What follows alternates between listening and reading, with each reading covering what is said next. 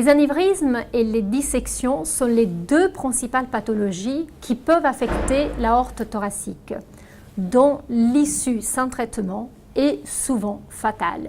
Ces pathologies peuvent être données par des facteurs, des risques, tels que l'âge, l'hypertension artérielle, l'hypercholestérolémie, le tabagisme, ou être favorisées par des facteurs d'origine génétique. Ici, voilà l'aorte thoracique dans ses trois segments.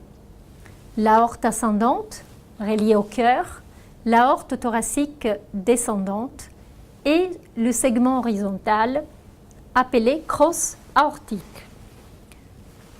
Quand, comme vous voyez ici, plusieurs territoires sont touchés par la pathologie, nous avons besoin de l'expertise de plusieurs spécialités.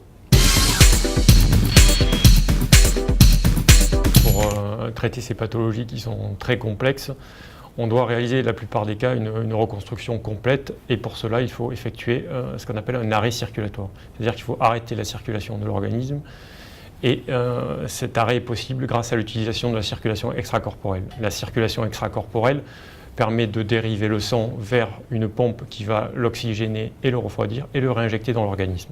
Différents types de prothèses sont utilisés.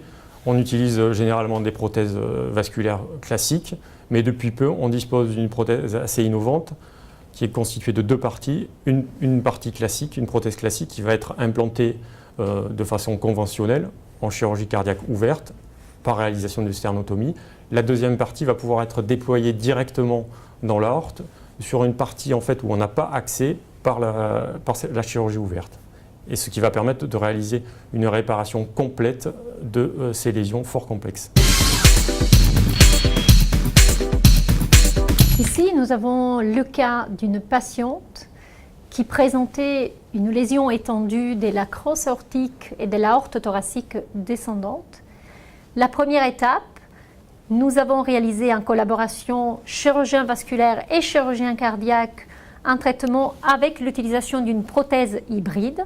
Et ensuite, les chirurgiens vasculaires et les radiologues ont mis en place une endoprothèse classique pour traiter le reste de l'aorte thoracique descendante.